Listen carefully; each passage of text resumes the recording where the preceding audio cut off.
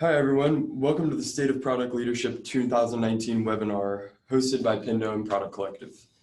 We've got a great schedule for you all today, but before we start, I've got a few housekeeping items to go over.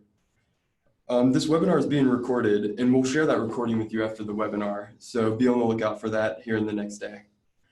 Also, all lines are muted. We'll have a section at the end of the webinar for Q&A using the chat box here. So if you have any questions, go ahead and put them in there and we'll get to them at the end of the webinar. So now I'd like to introduce Jake Sorothman, Chief Marketing Officer at Pendo, and Mike Belcito, author and co-founder, Product Collective. Thanks, Tyler. And hi, everyone. And hey, Mike, how are you doing? I'm doing great, Jake. How are you? Excellent. I'm really excited to be chatting with you today about the state of product leadership. This is becoming our annual tradition. Yes. Where we get together and chat about what the data tells us as it relates to the role of product management, and how it's changing year over year. So it's exciting to dig into this together. Yes. Well, I think it's a good tradition because the field of product management, it's not really one that traditionally has had a lot of research emphasis put on it. You know, we all know there hasn't been traditionally an academic field of product management that we all came up in. So I think the more research, the better, and I'm excited to be a part of it. Totally. Couldn't agree more. So I'll spare you all the detail of the study because we're going to go through that. So rather than telling you what I'm going to tell you, we'll just dive right in. And exactly to Mike's point, why are we doing this? We're doing this because we frankly want to know more. We think product management as a role is very much on the rise. It is becoming the new it role in so many interesting ways. But it's a largely unexamined role. Like while we've been doing primary research around the role of the CMO or the CFO or the CTO or the CIO for that matter, there just isn't as much rigorous research dedicated to what product management means and who product managers are and how they progress through their careers and how they do their jobs and what makes them effective and how they measure themselves and define success and what tools they use, et cetera, et cetera. So the survey that we ran here was a North American survey of 300 product executives. This is a combination of executives, managers, so mid-level executives and individual contributors from software companies all around North America. And this is a combination of SaaS providers, of course, which represent the majority of the sample, traditional enterprises with digital offerings that may not be SaaS companies in their own right, but they are becoming digital enterprises, as well as traditional on-prem and hybrid software providers. And Mike, you want to give us a little bit of a more fine-grained picture of the product manager that we talked to? Sure. You know, Jake, I don't see the deck on my screen, though. Do you have that shared quite yet? Apologies. Bear with us, folks.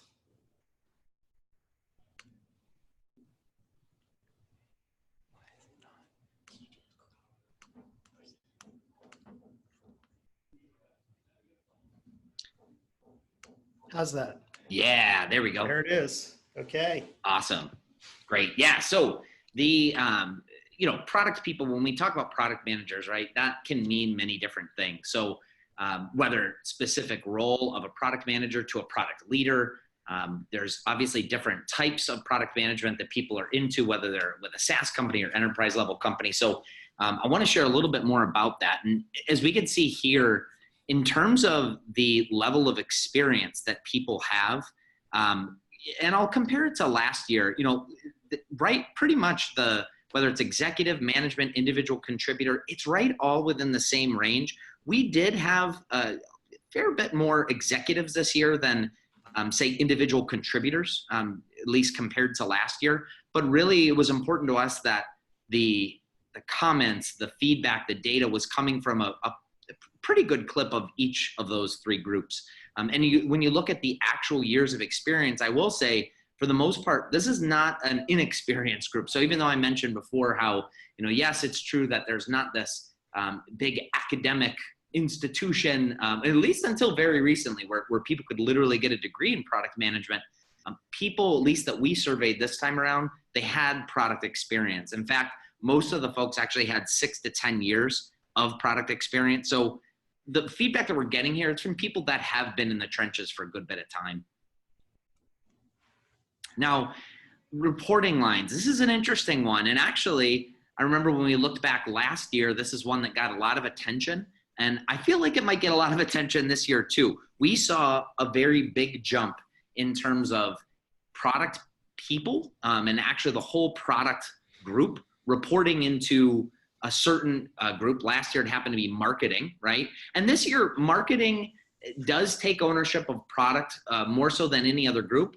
But if you look at the blue to the red, so blue is where it was last year, it went down quite a bit in marketing. It went down quite a bit in terms of this being just sort of a general business line. And where we saw the increases was engineering and also product. You know, what I mean by that is literally there's, you know, product reports right up into the C group. You know, they're actually, that means that, you know, in this case, 22.7% of folks likely had a chief product officer that's sitting at the management meeting. So we think that's a big deal. I mean, that was 6% last year. So to go from that jump, it's a very big jump.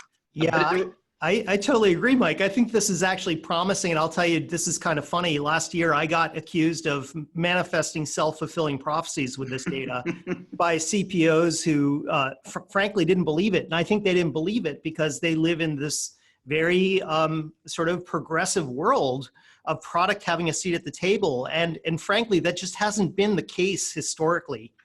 The fact that we're starting to see that change, I think is promising. I think it's a very positive finding. Yeah, so I was excited to see this in this year's findings for sure. Cool. All right. So another question that we ask every year that a lot of people are interested in knowing a bit about is, so what is the formal background of these product managers? What did they study in college or university? And last year we found that they typically came from sort of a business background, either undergraduate or MBA types of backgrounds. This year we're finding that their academic background is a bit more technical, which is interesting. This also showed up when we did crosstabs around how they felt about certain things. Technical product managers tend to have a slightly higher satisfaction score, but I'm getting ahead of myself.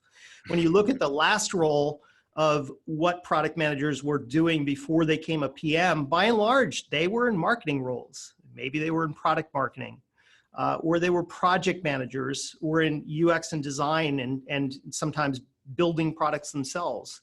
Does that ring true relative to your experience? Does that pattern make sense to you, Mike?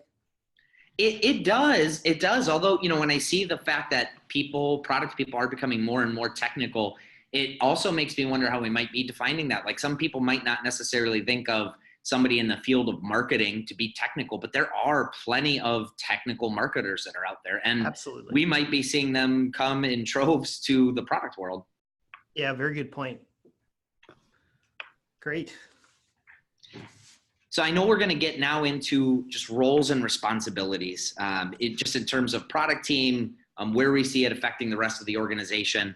And, you know, we'll start with, you know, what responsibilities product teams have today. Now, I will say last year, when we did this study, it turned out that respondents, they seem to have more broader responsibilities. I think last year was like over half of product people actually reported that they owned go-to-market. Just as an example, this year, it does seem like product people are becoming more and more focused, or at least the responsibilities are more focused on product-specific responsibilities, things like design, development, product strategy. We did see declines in areas like pricing and packaging, sales enablement, achieving revenue goals. And again, it could be that with more, product having a bigger seat at the table, we are now getting more focused as product people. But I think it's interesting to see, these narrower roles being more the focus for product people. Yeah, I completely agree. And I think this is a positive finding. I run marketing for Pendo, and product marketing is part of my purview, but not product management. And one of the things that I've always observed about product marketing, and I think it translates to product management, is that the weaker, less mature product marketing and by extension product management groups tend to have a broader responsibility. And I think it dilutes the focus. I think as you start to narrow responsibility and make it more specialized, you give that team the opportunity to become world-class in what it is they need to do foundationally. It totally makes sense. It's like the more that you're in charge of, there's probably less of a chance that you're going to be world-class at any one thing. So it does make sense to me. Yeah, exactly. This next one's kind of interesting. We asked about sort of organizational effectiveness by specific responsibility, and we're just pointing out some of the ones where there was a meaningful difference by segment, by SaaS company versus a traditional enterprise. And of course, there's always some, it can be problematic to ask respondents to self-report as it relates to things like performance and effectiveness and sphere of responsibility, because they can look at this through rose-colored glasses. But I think that there's something interesting here around, and perhaps not surprisingly, SaaS companies in particular doing a better job at some of the things that you would kind of hope and expect that they would do in terms of customer education and training and customer feedback and driving satisfaction, and also just being revenue driven as a discipline. And part of this, in my opinion, is an artifact of, the business model depends on that. Like, it's about retention and growth. It's about not just satisfying the initial need, but continuously satisfying customers. And that requires becoming good at these things. What do you think, Mike? Yeah, I mean, I think you're right on. It also makes me wonder, especially when you're talking about large enterprise software companies, sometimes things can be so unwieldy that it just, even if everybody's doing their job really well, it takes a long time to change things. It takes a long time to maybe do the things you might be doing if you were, say, a SaaS product person. And so maybe because of that, that might play a factor as well when you see things like, traditional enterprise and on-premise software sort of lagging behind there in effectiveness. Just something to think about. Makes total sense. Let's have a look at skill sets. Great. So yeah, this is one that, again, last year got a lot of attention, and we could cut right to it. We tried to ask product people, okay, when you look at yourself, now this is whether they're an executive, this is whether they're, just product managers or that individual contributor, where do you view yourself? Do you view yourself as being task-oriented, or do you view yourself as being more visionary? And we also asked them, hey, by the way, what do organizations hire for? What do they look for in product people? And for the most part, product people see themselves as being more task-oriented. Really, across the board. Obviously, you could see when it comes to the executives, sure, they see themselves as being more visionary, and that would make sense. But even the managers, even if you're looking at just managers, individual contributors, even at that level, it's much more closer to the task-oriented things or end of things. And so I think what is interesting is those managers and individual contributors, they're a little more task-oriented than they even think organizations look for when hiring. So if this is the case, and again, yeah, self-reported, but if this is the case, it does make you wonder if maybe we all need to, yes, people might be looking for more task-oriented end of things, but if we are that individual contributor, if we are that manager, we might want to make sure that we're not being just too task-oriented too. Oh, totally agree. This is my favorite question to ask because I think it really gets to the heart of what product management is all about. I think it's easy to assume that product management is driven by the rare visionary genius. It's sort of the Jobsian archetype of, I don't need to hear from my customers because my customers aren't visionary. But in reality, while you need a dose of that, and sometimes that becomes the formula for disruptive innovations, by and large, product management is kind of a grind. Like, it means continuously understanding customer need and customer pains and operationalizing that insight and making that part of how you think and how you make decisions. And frankly, some of those decisions feel like these impossible trade-offs. Yeah, I think for the folks that, kind of have that viewpoint of, it's all visionary, they probably haven't been a product person before if they're saying exactly. Because you're right. It is that grind. And so, yeah, when I saw that things were more task-oriented here, definitely wasn't a surprise, but it's a good reminder for us that we don't want to just be all completely task-oriented too. Absolutely. Good. So let's take a look at organizational alignment. This is also a good way to think about the effectiveness of the product manager, because product management, as we talked about so much, it's a discipline of influence. It's a role where your power comes through influence, not through authority.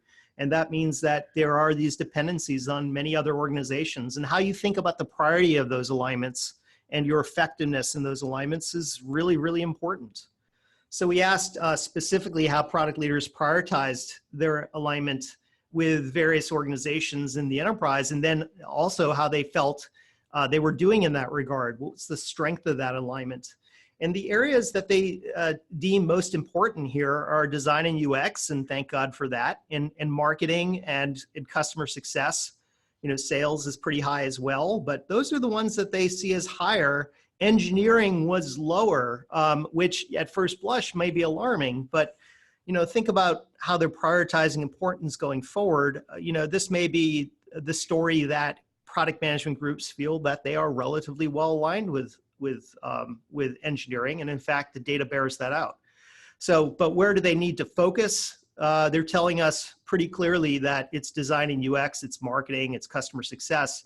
One of the interesting, and I think maybe one of the thematic threads that's coming out of this whole study, is that while they're highlighting customer success as an area of great importance, their effectiveness in that alignment is not quite as strong as maybe some other areas. Not terribly weak, but a little weaker than you might want to see it, given the importance that they've assigned to it. So I think that in and of itself is just a really interesting finding, and one that bears you know, a little bit more of a double click. What do you think, Mike? I think so, for sure. I mean, I will say, when I first saw this and we were going through the findings, it did surprise me that engineering, you know, wasn't ranked as one of the most important, you know, areas of alignment. But, you know, when you dig into it more and you do see, okay, maybe people didn't report that was of the most importance, but the strength was still there. Right. I don't think that's too scary of a thing then. At least, you know, again, if there's strong relationships are there, then I suppose that's a good thing. Now, if we saw the results and it said not important and we don't have strong alignment, that might be a red alarm for me. Totally. Yeah, we're hearing a lot of product managers that are, you know, really trying to build maturity around how they interact with customer success, because of course that's a very, very important channel for customer feedback and understanding priority from a feature and roadmap perspective. It's also really important and I'm getting in my head myself again, but as the success criteria of PM moves from shipping features to, you know, actually driving adoption and profitable revenue for the business, well, who's responsible for that but CS? So it becomes this really important linkage back to the customer. Would you agree? Absolutely. Yeah, I mean, anybody that is touching the customer, a product person should be their best friend. So I think you're right on. Awesome. Well, let's talk a little bit about decision making. Yes, and I know when we think about the way that product people make decisions, usually, you know, there's a lot of influences at play. So I know we spent some time in the study going over, you know, how are product people influenced when they do make those decisions.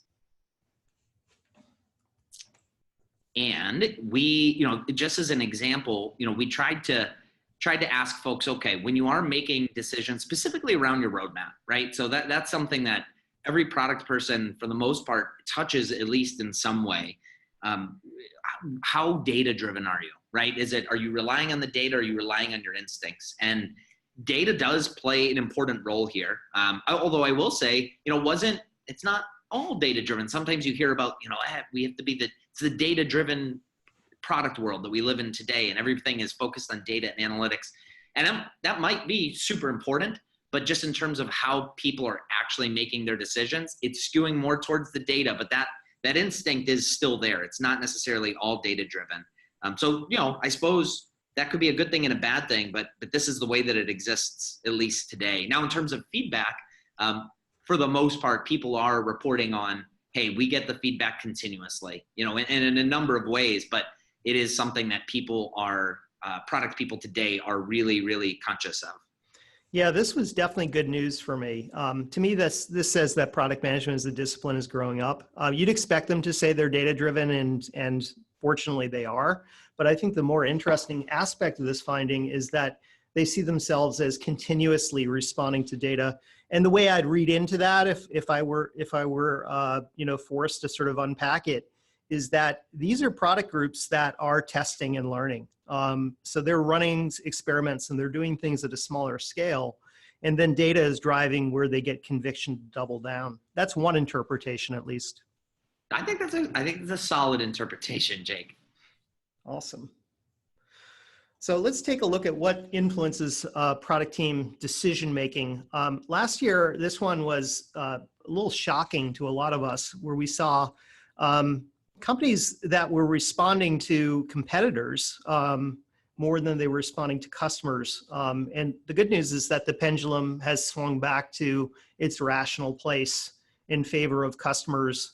And if you look at the breakdown of this, the majority are responding to customer feedback, but they're also blending in a good amount of just subject matter expertise and sort of the inspiration that comes from working with really smart people who are very familiar with the customer pain.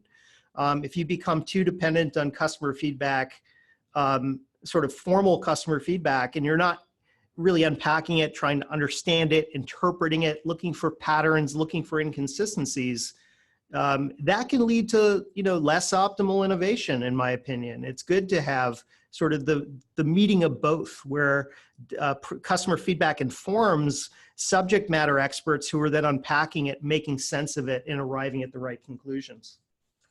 I totally agree. Yeah, sometimes you hear, well, we have to be customer driven. We have to be customer driven. And yes, the data from customers should absolutely be important, but we as product people, we can't necessarily just ask our customers what they want. It would be impossible for them to tell us every single feature, every single product that they want. What they know is the pains that they're living with today, right? So that's where we need that feedback, and it's going to come from the customers. But there's got to be, I think that 30.3% of the product team brainstorming, I think it's great. It's not just brainstorming for the sake of coming up with cool ideas. It's taking that data and trying to deliver solutions that we think will solve the problems that we're hearing from the customer. So I think Totally. when I saw this, I was pretty heartened, I'd say. Yeah, agreed. And it reminds me of the anecdote that Henry Ford actually never said, but I think it's a great one that, if I asked my customers what they wanted, they would have said faster horses. So they feel the pain. They don't necessarily know how to define the solution. That's right. Let's talk about tools. Yes, this is a fun one because, product people, we love, yes, honing in on our craft, but one way to do that is to get to play with all sorts of things, right? And there's all sorts of tools now for product people where even 5-10 years ago, many of these things didn't even exist. So I know there's a lot of different types of tools, and so we ask product people about that and get into that here. So as you can see, I mean, there's all sorts of categories of tools, whether from road mapping, user feedback, and so on.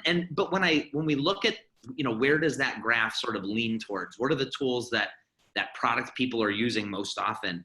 Things like road mapping, things like prototyping, feedback, user feedback, those tended to score pretty high. Now, there were a couple tools here that, or at least a couple categories rather, where product people are using them, and they're maybe not scoring as high quite yet. I'm talking about things like analytics, things like experimentation.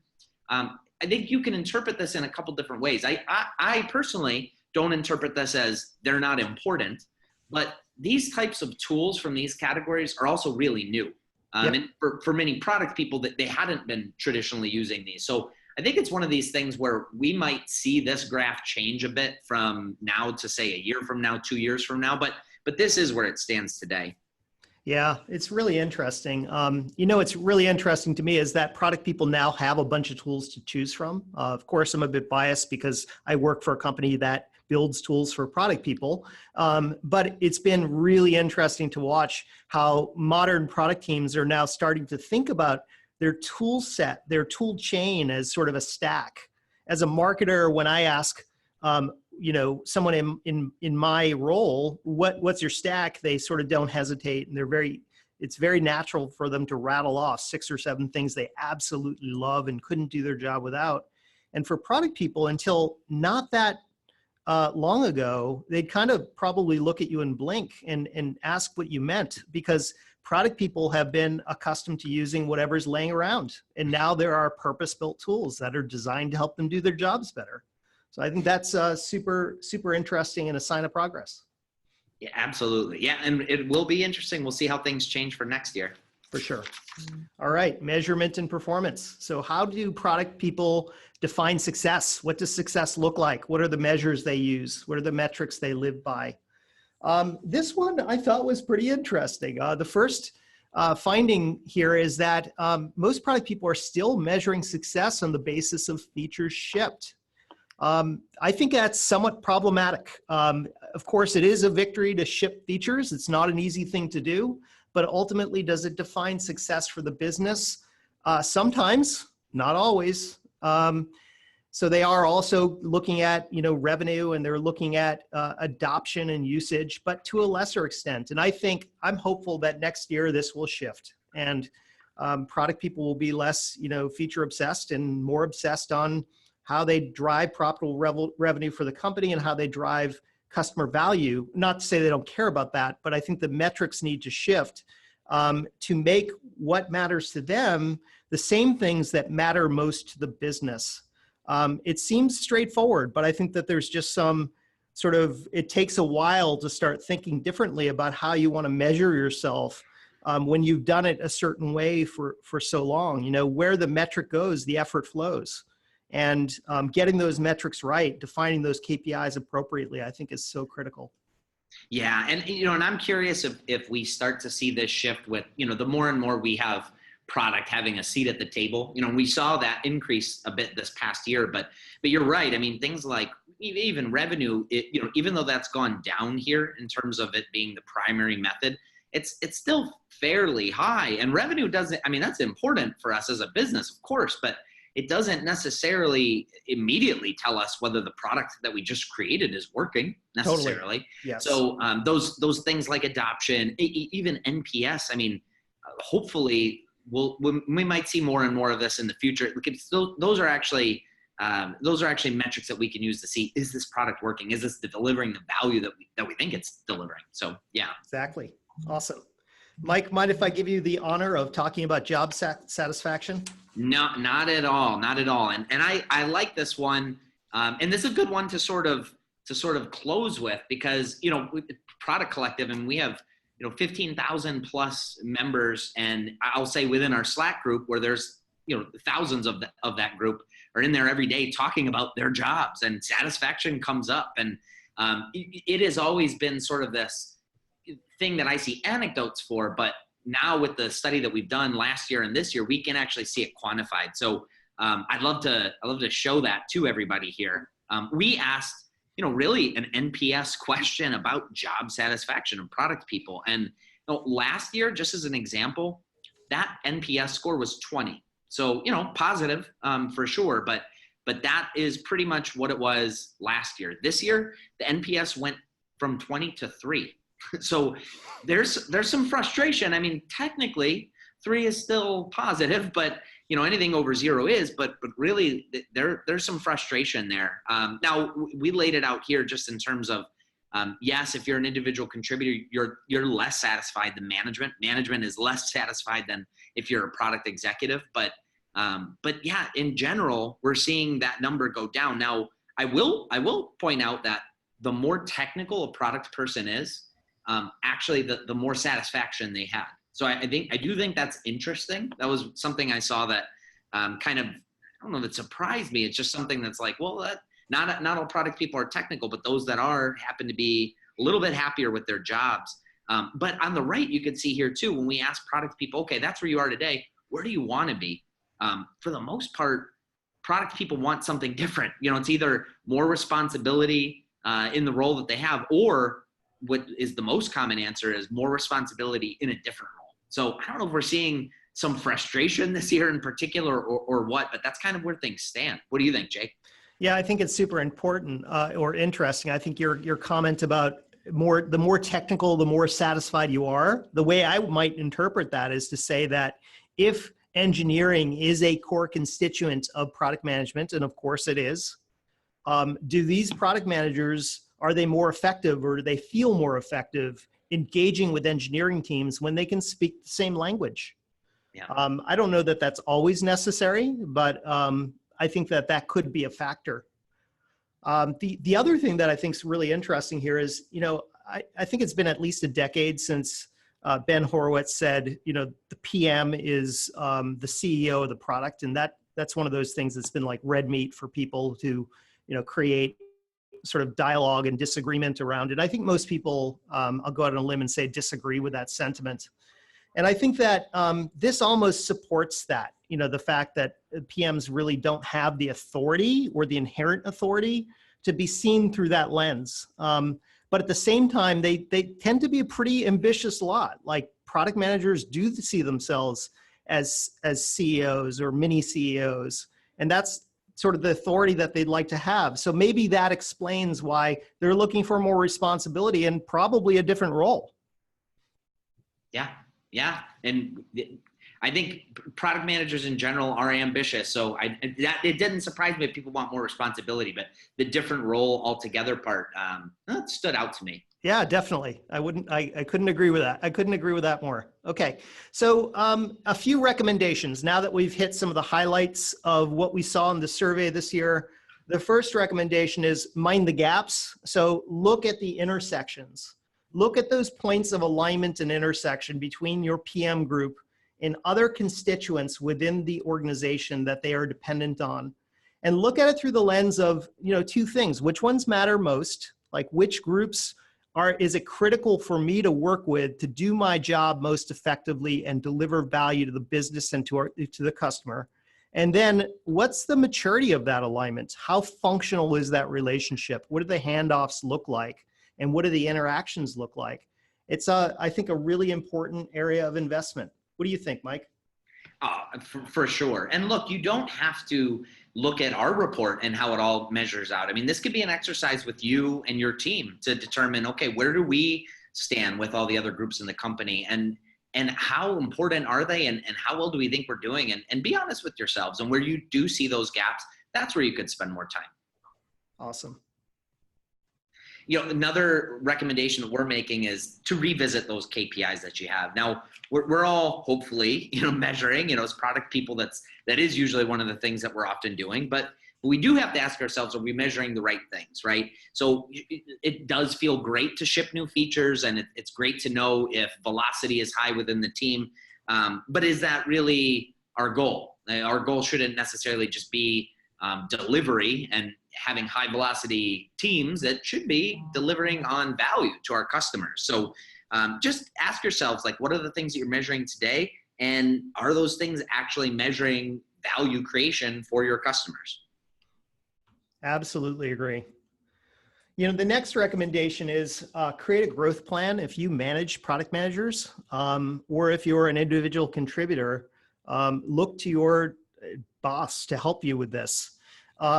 Some of the findings that we see signal a degree of frustration, whether that's a relatively low NPS score or some of the misalignments that we see in the data. As Mike and I both said, it is a bit of a grind. It can be a grind, but it's such important work. It's such a critical part of how we innovate, how we deliver value to customers, and how we grow a business. So look to get this unstuck. You need to find ways to make it more sustainable and satisfying for everyone, because, as I said, it's a really important job that deserves to have sort of the path of its own within an organization, particularly as we see CPOs coming into vogue, like CPOs as a C-level executive reporting into a CEO. There is a path. So create a plan to get there. Well, I think that is a great segue for the fourth recommendation, which is really to reconsider reporting lines. Last year, we saw a pretty big gap, I would say, in terms of product people reporting that they actually report up to a chief product person, or at least product sort of has that seat at the table. But that's changed this year. This year we are seeing more and more that there is a CPO within the organization, that chief product person, whatever the actual title may be, they have that senior level role. And that's a trend. I mean, and if that is a trend, I guess it's important to just ask yourself, hey, is this a structure that we have?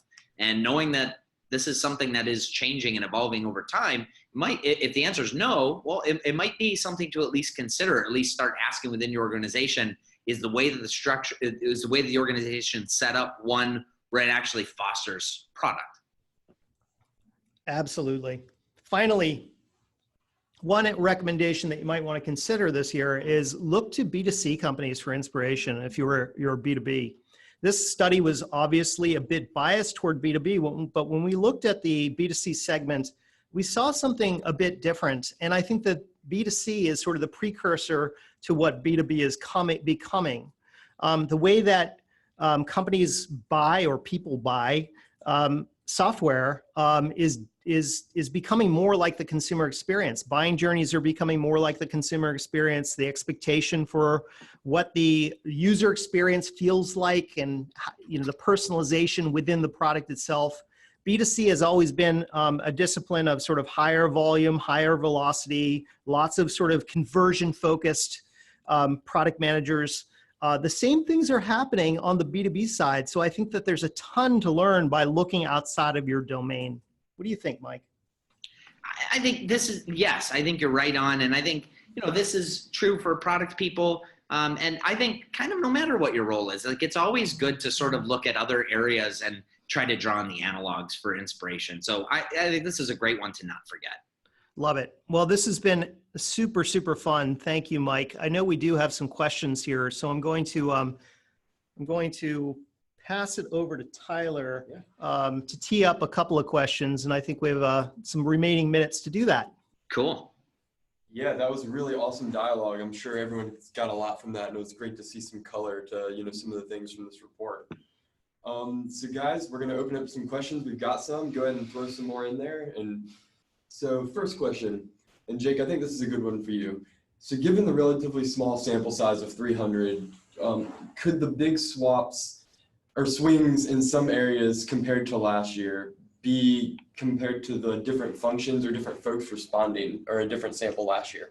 Always. And so I didn't mention in the intro, I spent 5 years as a Gartner analyst. So I've run a lot of these studies, and there's always going to be variability in the data. We did run this as a statistically significant sort of formal market research project to try to minimize that variability. But every time we run this, there's going to be some inherent variability. We also tweaked the sample a little bit based on some things that weren't quite feeling right, how we were defining it last year. So I'm sure that impacted it as well. Next year will be very telling. And once we start building up multiple years of these studies, we can look at it longitudinally.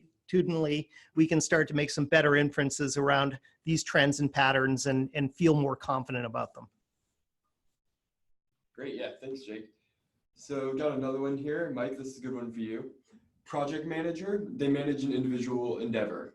Program managers manage and collect a collection of projects from a portfolio. Product manager manages a specific collection of projects for a purpose, to create a product. How spot on is that? Yeah, I mean, and hey, look, the way I look at product managers in general, when I think of a product person, I'm thinking that in a very general term. It encapsulates some of the things that a project manager does, encapsulates some of the things that a program manager does. But I think one of the big things that sort of separates a product manager, and again, just using that term broadly out, is we're not just thinking about what needs to be created, but we're also thinking about why this needs to be created, or should this be created in the first place. So a lot of that, with the work of a product person, it's a lot of proactive work. It's a lot of spending time with customers where, you're not seeing that as much on the project side. Of course, the skills of a project manager definitely come in handy when you are that product person too. So when I hear those different terms, I mean, it all does relate, but there are some differences, and that's sort of what comes to mind for me. Jake, what do you think? Yeah, I think your distinction was a really great way to think about it. Yeah, there is overlap. It's kind of a Venn diagram. There's always going to be overlap between the disciplines, but I think that there are also unique responsibilities that show up in each of those roles that do not overlap across project, product, and program. But I like the way that this person who asked this question is thinking about it. I think it definitely resonates with me. Yeah. Cool, thanks, y'all. So this is very closely related to that one, and you guys kind of touched on it here a little bit, but for product managers, what are the unique skills required? Jake, why don't you start, and then we can go to Mike for it. Oh, unique skills. The first one that comes to mind, which may be obvious, is empathy. Product managers need to care. They need to really feel almost obsessed about solving problems, identifying and addressing pains for customers, and really being the advocate for the customer. That's the first one, and I think the most basic one that comes to mind. What would you add, Mike? Yeah, I will say the soft skills should definitely not be overlooked. First of all, what you said is totally right. Like, we should be thinking customer first. That's sort of why a product manager exists, in my opinion, is make sure that customer is being represented. But then when I think about internally, how do we take those insights from the customer and then actually turn that into product? It takes a lot of working with your design team, the development team, management, right? I mean, sometimes the C-level executives, or might be a general manager, business unit, or that chief marketing officer, whoever we're reporting into, they're not in our day-to-day. They might not be sitting where we are. We need to somehow be able to best communicate and advocate for the customer to them too. So I do think, aside from being able to have that empathy, it takes a pretty unique person to be able to navigate all of those different groups, and to do so in a way where we're able to actually get stuff done too. Oh man, I couldn't agree more. The other one I'd add to that is passion. You have to really, really believe in solving for the customer, but also really believe in what your solution is. Not to the extent that you fall in love with it, but you really have to care and have this sort of deep conviction that you are doing something of value for the customer you serve. And I'd also say that passion should not mutate into sort of rigidity or arrogance. Like, you also have to have the humility of knowing that you don't know everything and you will be proven wrong. And when you're proven wrong, that's a gift. Yeah, I think that's great. I will, just to add, we had talked about before, again, more and more product people are technical. I do think that is a benefit. I don't think it's a requirement. And maybe it is to be more satisfied, since we saw that in the job satisfaction ratings. But, I know plenty of product people that aren't technical, but they can still speak the language, with their colleagues. I think that's important. But, I know there's always the ongoing debate of, do you have to be technical? Do you have to have that development experience? And, some people have a hard line that you do. I don't think it's an absolute requirement. I do think you need to at least, again, be able to speak that language. Absolutely. Awesome. Thanks, guys. So here comes another one. Do you feel like PMs, you may want a different role with more responsibility because the PM role isn't well defined within a lot of organizations? Meaning that perhaps the PM has a number of different roles that all play into that PM role. Jake, what do you think? Oh man, that's a really good interpretation. I think that's probably right on. We were talking a little bit early in the conversation today about how the more mature product management organizations have sort of well-defined boundaries around what they do and don't do. And the ones that don't have the boundary definition are the ones that end up getting too diluted and too diffused. And maybe that is a perfect way of thinking about where product management might fall apart, is when you allow those lines to be unclear. What do you think, Mike? Yeah, I mean, that's absolutely possible. I know, there's quite a few product people that I know, they got into product management because they had a leader within the organization say to them, hey, we think you have a lot of potential, we can see you in management, and you're a product manager now. We think that's where you're gonna, sort of groom yourself. So for them, they were looking for, there wasn't as if, even a year before that, they were saying, I want to be a product manager, but they were sort of put into this role. And many of the folks I know that were in that situation, they enjoy it, but it was their desire to continue to evolve in management. And to the point of the person that posed this question, the field of product management, it is, sort of this, it's loosely defined, I guess I'll say, for right now. And there's also some people where, hey, I'm a product person, and this could be actually outside of products too, but I'm doing what I'm doing and I'm satisfied. And this is what I want to do for, 10, 20 years. But a lot of people, they continue to want more. So I do think the desire for wanting more responsibility, even in a different role, it doesn't necessarily mean that, hey, I want out of product management altogether because Right. Product management's bad. It just might not have been their original path too. Yeah, absolutely. Cool. What do you think? Are there other questions in there, Tyler? Yeah, we've definitely got some more Okay. coming through. So Awesome. So here we go, Mike. Any tips for a designer trying to transition into a product manager? They feel that the responsibilities are kind of limited by their designer title. So how do they position themselves to become a product manager? Okay, well, I will say one benefit of the world of product not necessarily being overly defined is that you can insert yourself into situations, and again, it's going to depend on the company and the teams, but many times you can insert yourself into situations pretty easily. It could be just being more curious and asking more questions to your product colleagues and saying, hey, look, in order for me to do my job more, I'd love to come with you to one of your product specific customer meetings, and I don't even want to talk about design. I just want to sit and understand, the interactions more. I want to hear from the customer in that context. And all of a sudden you're able to start to get some input and some sort of perspective that you might not have had otherwise. I also think this is even outside of your organization. Start to invite as many product people as you can for coffee, right? I can tell you there are definitely product people that get hired from design roles, from UX roles, from engineering roles. So it's not as if that transition is is one that couldn't happen. It's actually a pretty common one. But getting out there and interacting with more product people and asking them about their day-to-day and just being as curious as you can, I think it's at least the first step you can take. I think that's great advice. A lot at Pendo, a lot of our product managers actually come from a design background, and they're total rock stars. And I think that it makes sense because as innovation is moving up the stack and design is so much more critical to how you differentiate and how you sell the value of your product and make it sticky. It's just such a critical skill. Of course, design alone does not a product manager make, but it's a great entry point. Awesome, thanks. So here's another one. What's the difference between a product manager and a product owner? I don't have an excellent answer to that. I will give it a shot, and maybe Mike can pile on. So we see the product owner title much more frequently in non-software companies, and it tends to mean something relatively similar. But product managers may report, product owners may report into a product management group. So it's a way of thinking about a number of different products as a portfolio.